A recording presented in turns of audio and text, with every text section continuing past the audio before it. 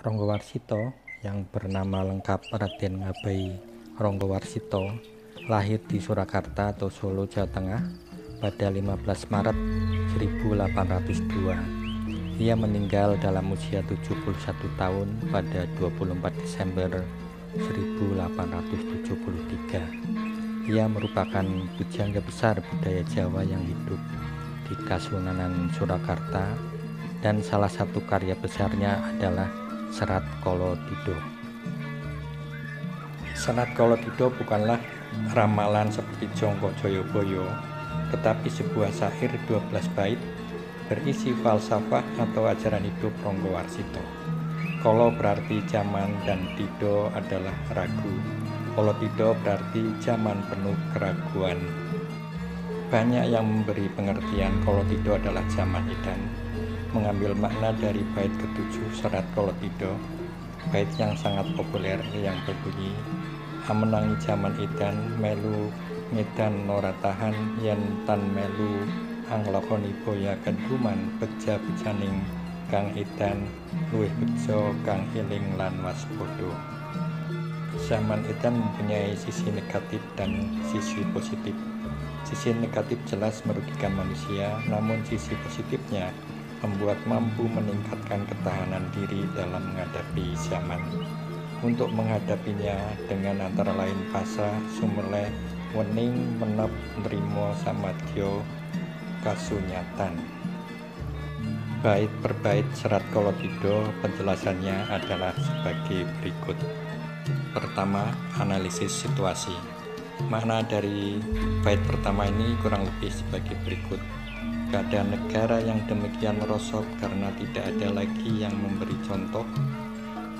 Karena tanpa palupi, banyak yang meninggalkan norma-norma kehidupan. Atilar Silastuti, para cerdik pandai terbawa arus zaman yang penuh keraguan-raguan. Sujono Sarjono Kelu, kalulun ing Kalatido. Suasana mencekam karena dunia sudah penuh masalah. Pada bait pertama ini kelihatan beliau mencoba melakukan analisis situasi mengapa masalah ini terjadi. Yang di atas tidak memberikan toladan, semua orang meninggalkan norma. Para cerdik cendekiawan terbawa arus keraguan. Bait kedua, pengaruh zaman. Pada bait kedua maknanya kurang lebih sebagai berikut.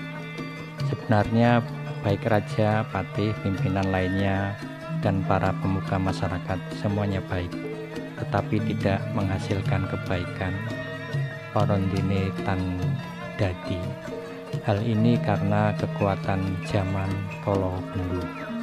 Malah semakin menjadi-jadi, masalah semakin banyak, pendapat orang satu negara pun berbeda-beda. Beda-beda ardaning wong sak negara. Pada bait ini tokoh kita menjadi geleng-geleng kepala, bingung mengapa mesti terjadi dan semakin menjadi-jadi, padahal pimpinan dari atas ke bawah termasuk tokoh informalnya semua baik. Mungkin karena pengaruh zaman yang dinamakan zaman kala bendu. Bait ketiga, kekecewaan. Makna dari bait ini kurang lebih sebagai berikut. Hati rasanya menangis penuh kesedihan karena dipermalukan. Baris ke-1 sampai ke-4. Karena perbuatan seseorang yang seolah memberi harapan. Bisa dilihat di baris ke-5 sampai ke-7. Karena ada pamrih untuk mendapatkan sesuatu, baris ke-8 yang berbunyi met pamrih melik pakolih. Karena terlalu gembira, sang pujangga kehilangan kewaspadaan, baris ke-9 yang berbunyi temah suka ingkar so tanpa wiweko. Pada bait ini beliau mulai kecewa dan menyesal. Kegembiraannya menghilangkan kewaspadaan. Ia lena dengan mulut manis seolah memberi harapan, dan ia sendiri memang ingin mendapatkan sesuatu. Akhirnya menjadi sedih karena dipermalukan. Di sini ada kesadaran dalam kekecewaan bahwa melek nggendong lali yang tergambar dalam met pamrih pakolih temah suko ing karso tanpa weweko. Bait keempat, pengakuan kalau lupa. Makna dari bait ini kurang lebih sebagai berikut. Karena terlalu banyak kabar angin yang beredar, dasar karuban pawarto bebarutan ujar lamis akan diposisikan sebagai pimpinan, tetapi akhirnya ditaruh di belakang dan dilupakan baris ketiga dan empat.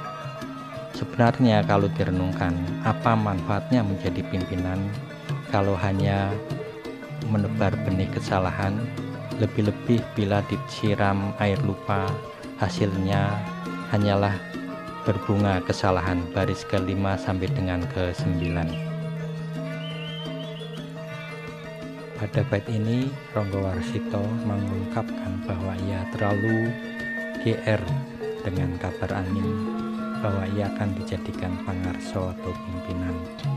Ketika kemudian harapannya hilang, pinudya dadi pangarso wekasan malah kawuri, ia mencoba menghibur diri dengan mengungkapkan untuk apa jadi pemimpin kalau hanya menanam kesalahan yang disiram dengan air lupa, bunga yang dipetik hanyalah masalah. Bait ke-5, lebih baik menulis buku. Makna dari bait ke-5 kurang lebih sebagai berikut.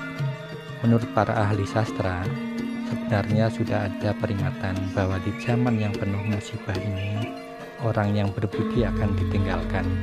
Baris 1 sampai dengan ke-4.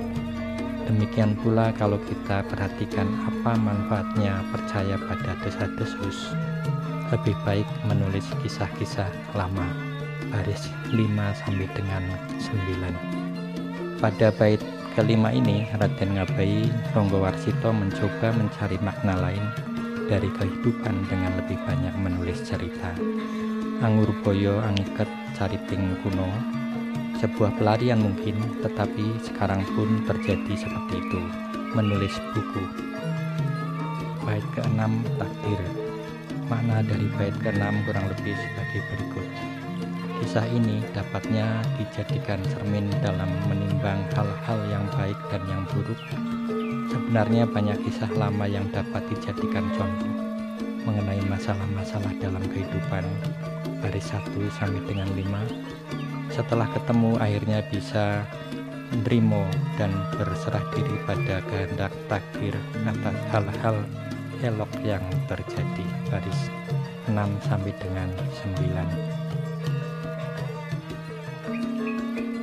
Pada bait ke-6 ini, karena tidak menemukan sebab-sebab yang pasti diungkapkan sebagai keelokan, akhirnya Raden Ngabai Ranggawarsita mengambil kesimpulan bahwa hal tersebut memang sudah takdir Tuhan. Dengan demikian, selesailah bagian pertama dari serat Kolotida, di mana beliau menyerahkan kepada kebijaksanaan Tuhan dengan mupus pepestening takdir. Raden Ngabai Ranggawarsita melalui kekecewaan dan pengalaman hidupnya menulis dalam sebuah karya yang sampai sekarang tetap bersohor, Serat Kolotida, yang bertujuan memberi peringatan kepada kita agar senantiasa eling kepada Allah dan waspada kepada manusia dan kehidupan manusia. Beliau tidak pernah menganjurkan orang jadi pemberontak, melainkan manusia hendaknya percaya kepada takdir yang dilandasi dengan ikhtiar di jalan yang benar. Setelah ikhtiar, maka semuanya dikembalikan kepada takdir.